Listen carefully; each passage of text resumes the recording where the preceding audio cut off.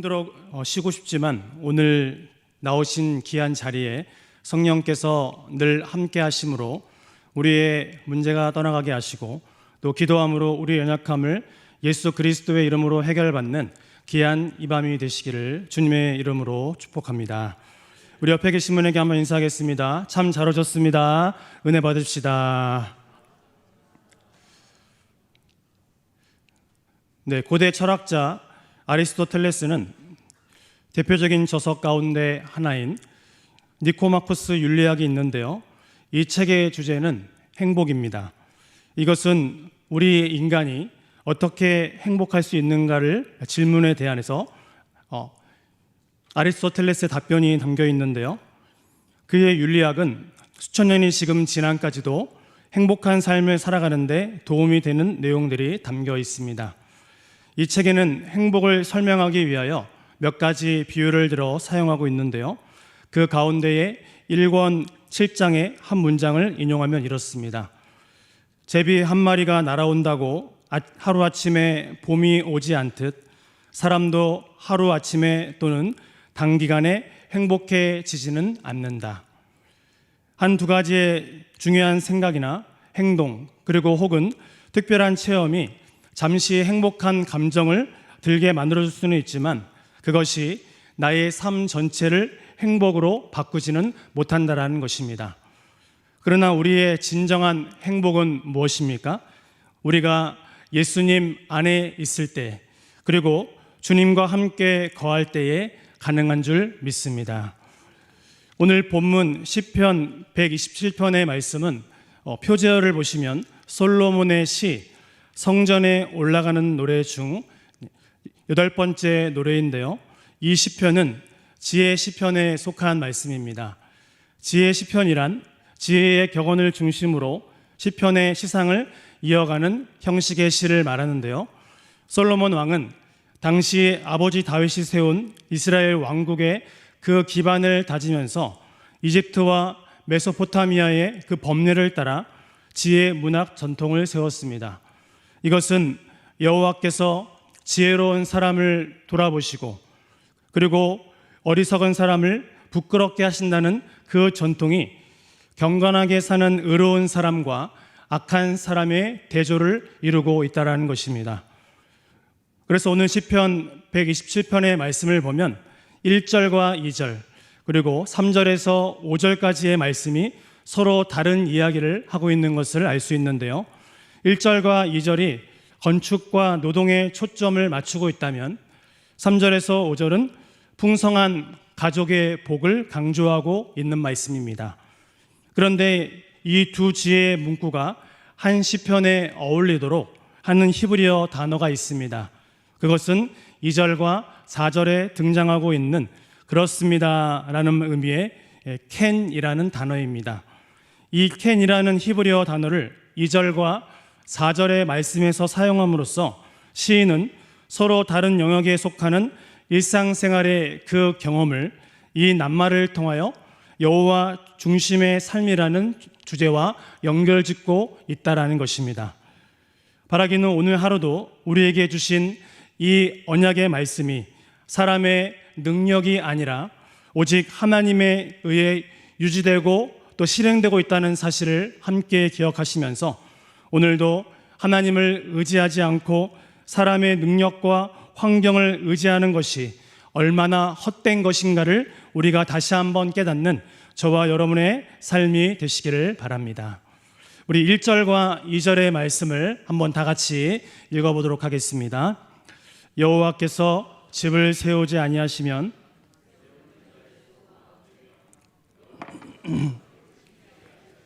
바수꾼에 깨어 있음이 헛되도다. 너희가 일찍이 일어나고 늦게 누우며 수고의 떡을 먹음이 헛되도다. 그러므로 여호와께서 그의 사랑하시는 자에게 잠을 주시는도다. 아멘. 오늘 본문 1절과 2절의 말씀의 주제는 하나님이 세우시고 하나님이 지키신다라는 뜻을 담고 있습니다. 오늘 솔로몬은 이 집과 또 성을 통해서 이 단어를 사용하면서 오늘 그것을 의미하고 있는데요. 집을 뜻하는 히브리어 단어 바이트는 성전을 지칭할 때와 또 가문을 이야기할 때에 사용되고 있습니다. 그리고 특정한 사람들이 거주하는 영토를 지칭하거나 이스라엘의 전체, 즉 한 나라를 지칭할 때 쓰인 단어인데요. 그런데 시인은 우리에게 오늘 무엇을 말씀하고 싶은 것일까요? 이 집이 어떤 용도로 쓰인다 할지라도 여호와께서 세우지 아니하시면 헤벨, 다 헛되다라는 것입니다. 우리의 일상의 삶 가운데 여호와께서 나와 함께하지 않으신다면 모든 것이 부질없음을 이야기하고 있다라는 것이죠. 1절의 말씀과 같이 여호와께서 집을 세우지 아니하시면 세우는 자의 수고가 헛되며 여호와께서 성을 지키지 아니하시면 파수꾼의 깨어있음이 헛되도다라고 분명히 말씀하고 있습니다. 그래서 솔로몬은 2절에 하나님의 사랑을 받는 자들은 편히 잠을 잘 수 있다라고 말하며 결국 세상의 모든 일들이 하나님의 그 거룩한 섭리 가운데 있음을 우리에게 분명하게 말씀해 주고 있다는 것입니다. 이러한 생각은 잠언 10장 22절을 생각나게 하는데요. 무엇입니까? 여호와께서 주시는 복은 사람을 부하게 하고 근심을 겸하여 주지 않는다라는 것입니다. 이렇듯 여호와께서 사랑하는 자에게 잠을 주십니다. 그런데 지금 주무시면 안 됩니다. 사실 우리가 잠을 이루지 못하는 경우가 무엇이 있습니까? 무슨 고민이 있거나 또 일에 지치거나 할 때인데요. 여호와께서 주시는 잠은 그 반대의 경우를 상징하고 있습니다. 사랑하는 성도님들, 세상의 그 모든 일이 다 하나님의 섭리 가운데 있음을 믿으십니까? 오늘 솔로몬의 입장에서 집과 성은 1차적으로 예루살렘 성전과 그 성벽을 의미하고 있습니다. 그에게 있어서 다윗의 왕조를 유지하는 것도 거룩한 성 예루살렘을 방비하고 보존하는 것도 다 하나님의 권능 아래 있다라는 것입니다. 쉽게 말씀드리면 하나님이 귀한 가정을 돌아보시고 하나님께서 우리를 인도하시며 우리 교회를 인도하시는 분이 다 내가 아니라 하나님이시라는 사실입니다. 그래서 오늘 시인은 성전에 올라가며 지금 그것을 노래하고 있습니다. 이것은 오늘날 이 땅을 살아가는 우리에게도 여전히 적용되는 진리의 말씀인데요. 우리는 모든 계획이 아무리 완벽해 보일지라도 내가 아무리 밤잠을 설쳐서 열심히 노력한다 할지라도 다 하나님의 도움이 없이는 헤벨, 헛될 수 있다라는 것입니다. 제가 말씀드린 헤벨은 히브리어로 헛되다라는 뜻을 담고 있다라는 것이죠. 이것을 우리가 인정한다면 우리는 세상에서 세상이 줄 수도 없고 세상이 알 수도 없는 평안을 누릴 수 있습니다. 왜냐하면 여호와께서 그의 사랑하는 자에게 잠을 주시기 때문입니다. 왜 그렇습니까? 지금까지 내가 한 것이 아니었기 때문이죠. 다 하나님이 하셨습니다. 그러므로 사랑하는 성도님들, 지금 내가 그렇게 고민하고 근심하며 또 염려하고 있다면 그 모든 것을 다 하나님께 맡겨 버리시기 바랍니다. 제가 지금 맡겨 버리라고 말씀을 드렸습니다. 하나님께 모든 것을 맡겨 버린다는 뜻은 내가 가진 이 손을 내가 하나님께 내려놓는 것을 의미하고 있다는 것입니다. 내가 지고 있던 고통과 내가 지고 있던 걱정을 다 하나님께 내려놓을 때에 그때 하나님께서 일하시겠다라고 말씀하고 있다는 것입니다. 철학자 톨스토이는 세계의 물음이라는 책에서 이 세상에서 가장 중요한 시간은 언제인가? 그리고 이 세상에서 가장 필요한 사람은 누구인가? 이 세상에서 가장 중요한 일은 무엇인가라는 세 가지의 질문을 했습니다. 누가 이렇게 여러분에게 묻는다면 뭐라고 대답을 하시겠습니까? 이 세상에서 가장 중요한 시간이 무엇입니까?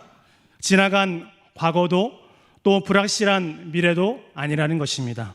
언제나 현재, 지금이 가장 중요하다라는 것이죠.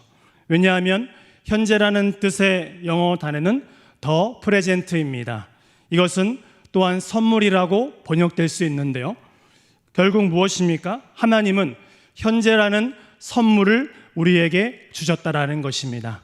하나님께서 나에게 주신 이 모든 것은 현재 나에게 주신 선물이라는 것이죠. 또한 가장 필요한 사람은 옛날에 알던 사람도 아니고 앞으로 만날 사람도 아니라는 것이죠. 지금 매일같이 내가 만나고 있는 바로 이 사람이 내게 가장 중요한 사람이라는 것입니다. 바로 옆에 계신 여러분이 내가 가장 필요한 사람이라는 것입니다. 한번 인사했으면 좋겠습니다. 당신이 내가 가장 필요한 사람이에요. 아멘. 그래서 사랑하는 사람과 또 필요한 사람들을 멀리서 찾지 마시고 가까운 데서 찾으시기를 바라요. 그분에게 믿음이 있고 사랑이 있고 소망이 있다라는 것입니다. 그리고 그 소망과 믿음과 사랑을 주시는 분은 우리 주 예수 그리스도이십니다. 오늘도 하나님의 은혜 가운데 이것이 가장 중요하다는 것을 깨닫고 오늘도 내가 하나님을 바라보는 것이 우리 인생에서 중요하다는 것을 깨달아야 한다는 것이죠. 그리고 셋째로 가장 중요한 일이나 현재 내가 만나는 사람에게 복음을 전하는 것이며 또 주님의 사랑을 삶으로 보여주는 것이라는 것입니다.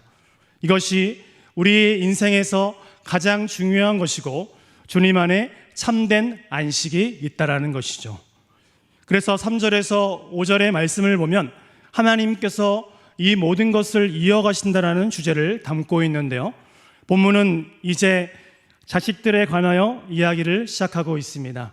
1절과 2절의 말씀을 통해서 사회생활 가운데의 본질을 얘기했다면 이 말씀은 자식들의 이야기를 통하여 가정생활의 본질을 얘기하고 있다는 것입니다. 우리 3절의 말씀을 한번 같이 한번 읽어보겠습니다. 보라,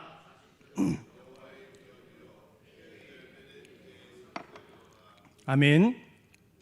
오늘 본문은 여호와께서 주신 자식들을 세 가지의 말씀으로 비유하고 있는데요.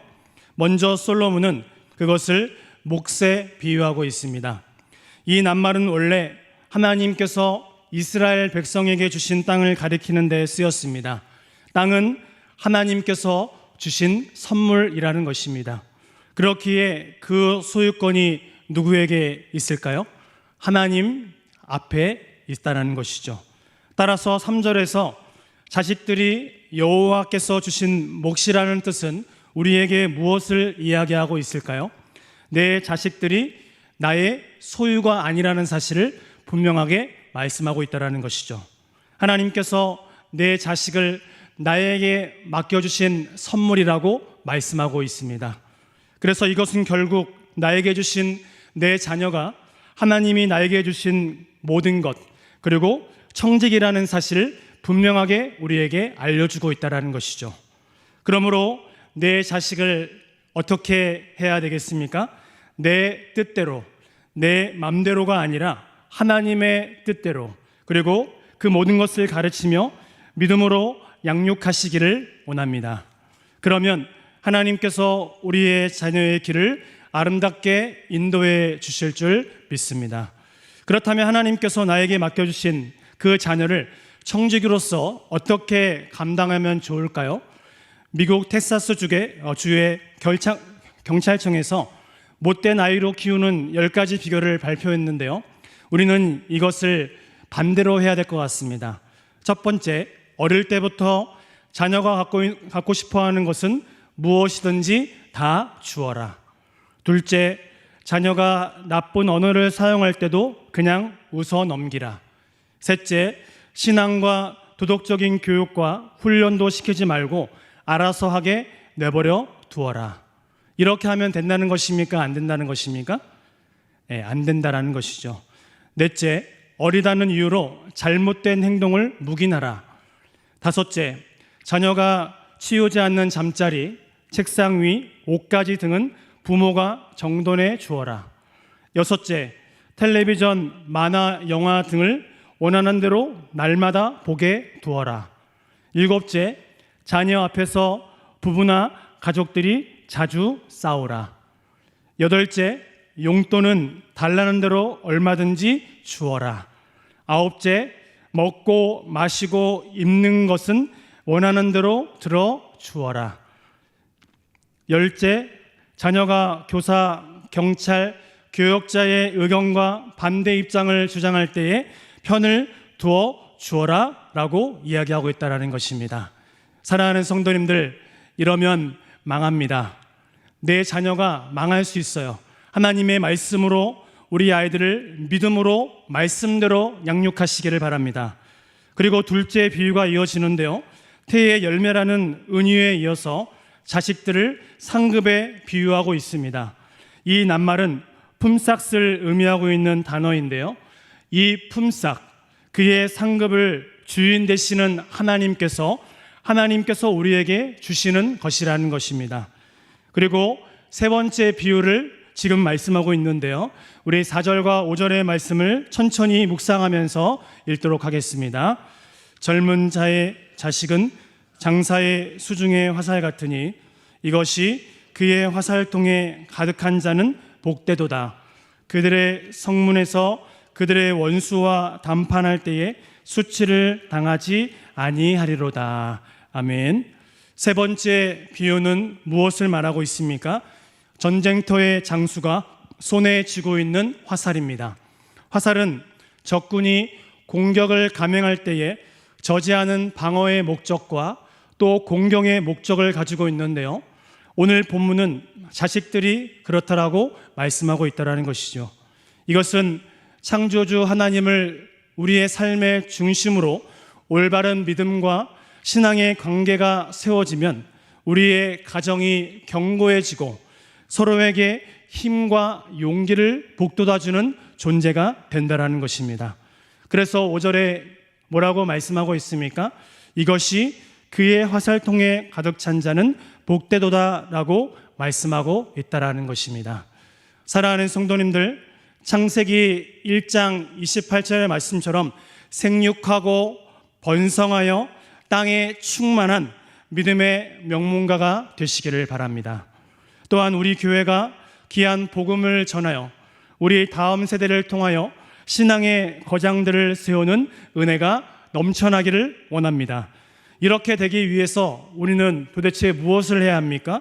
믿음의 명문가로 세우며 교회가 이 지역과 민족과 세계 열방 가운데 쓰임을 받기 위해서는 내가 하나님의 주권 안에 있음을 인정해야 한다는 것입니다. 내가 원하는 길이 아니라 하나님이 원하시는 길로 걸어가야 한다는 것이죠. 내 생각과 내 이성이 아니라 하나님이 말씀하시는 믿음의 길로 순종으로 나아가야 한다는 것입니다. 그래서 내가 하나님의 거룩한 도구로 쓰임받기를 원해야 한다는 것이죠. 그래서 내가 원하는 방법이 아니라 하나님께서 원하시는 방법으로 우리가 엎드리는데, 어떻게 엎드려야 하냐면, 한번 따라 할까요? 납작 엎드립시다. 여러분, 하나님 앞에서 우리는 납작 엎드려 기도해야 해요. 하나님의 말씀대로 순종하고 하나님이 우리의 인생을 인도하시기를 우리가 기도해야 한다는 것입니다. 그래서 우리가 기도하며 이 일을 감당할 때에 주님께서 먼저 앞서서 우리의 삶을 인도해 주실 줄 믿습니다. 우리는 세상에서 어떠한 일을 감당하든지 모든 것이 하나님의 주권 가운데 달려있음을 인정하는 믿음을 가져야 한다는 것입니다. 그래서 먼저 하나님께 예배하는 자리에 있으시기를 바랍니다. 그리고 하나님께 기도하는 자리에 있기를 원합니다. 그래서 하나님과의 친밀한 그 관계를 우리의 가정이 회복하며 우리의 나눔터가 회복하며 하나님께서 온 땅의 주인이시고 하나님이 온 땅의 창조주심을 우리가 인정할 때에 하나님께서 우리의 삶 가운데 일하여 주신다라고 말씀하고 있다는 것입니다. 그래서 이스라엘이 하나님을 믿을 때에 하나님께서 그 대적과 대신 싸워 승리를 얻게 하신 것처럼 우리가 오직 믿음으로 하나님의 은혜 가운데 나아갈 때에 하나님은 대적을 물리쳐 주시고 반드시 승리를 얻게 하여 주실 것입니다. 그렇기에 우리가 오늘도 중요한 것은 무엇일까요? 우리가 지금 무엇을 위하여 인생을 살아가고 있으며 내가 지금 하나님의 길로 가고 있는지를 살피는 것입니다. 도대체 내가 무엇을 위해 달려가고 있는지, 내가 무엇을 위해 쓰임받기를 원하시는지를 다시 한번 기억해야 한다는 것입니다. 왜냐하면 삶은 속도가 아니라 방향이기 때문이죠. 그리고 그 방향은 내가 아닌 예수 그리스도로 달려가야 한다는 것입니다. 그래서 성경은 뭐라고 말씀합니까? 표대를 향하여 내가 부름의 상을 위하여 달려간다라고 말하고 있다는 것입니다. 그래서 내가 지금 무엇을 위하여 살아가고 있고 내가 어떤 길로 가고 있는지, 하나님의 그 길로 걸어가고 있는지를 살피는 것을 우리가 성경에서 뭐라고 합니까? 묵상이라고 합니다. 여러분, 내가 하나님을 기억하며 내가 주님의 은혜를 날마다 묵상함으로 귀한 하루를 시작하시고 매일 나 자신을 하나님 앞에서 새롭게 하시며 오늘도 하나님 앞에 날마다 구원을 베푸시고 참된 복으로 인도하실 하나님을 찬양하고 영광을 올려드리는 것이 우리 인생에서 가장 중요한 것임을 말씀하고 있다는 것입니다.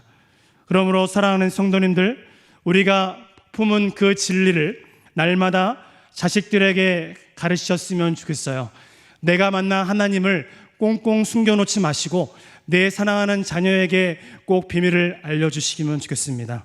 잠언 22장 6절은 우리에게 말씀하고 있는데요, 마땅히 행할 길을 아이에게 가르치라.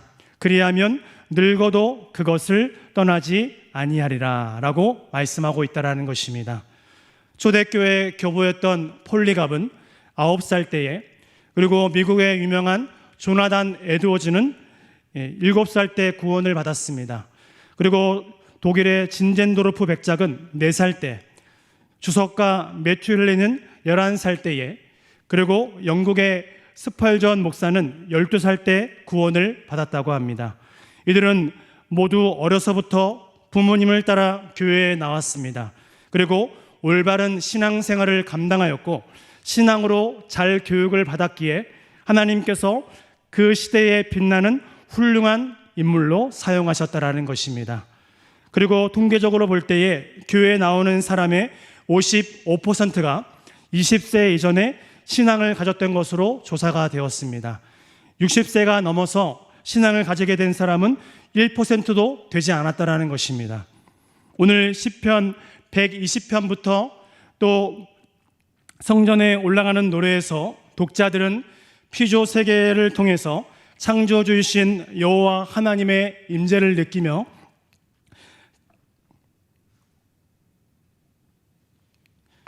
자신이 하나님의 섭리 앞에서 연약한 피조물에 지나지 않는다는 사실을 알게 되었다는 것입니다. 그런 경험을 바탕으로 삶을 되돌아보면 삶의 본질을 깨닫게 된다는 것이죠. 우리는 오늘 이 본문에서 말씀한 바와 같이 집을 짓는 일, 또 성읍을 지키는 것, 그리고 매일 우리가 하고 있는 모든 일들을 생각하고 고민하다 보니 혹시 내 마음속에 조급해지고 때로는 불안해서 우리의 마음의 평화를 깨트리지는 않았습니까? 바라기는 여호와께서 오늘 우리와 함께 하시는 그 평안한 삶이란 결국 일 자체보다는 본질을 깨닫는 것임을 여러분 기억하시고 오늘도 우리의 사람의 능력과 우리의 환경을 의지하는 것이 얼마나 어리석고 얼마나 헛된 것인가를 다시 한번 되새겨서 오늘도 하나님의 그 역사와 능력이 온 세대를 뛰어넘어 우리 가운데 펼치는 은혜가 저와 여러분의 삶 가운데 우리의 가정과 교회 가운데 날마다 있어지기를 주님의 이름으로 축복합니다.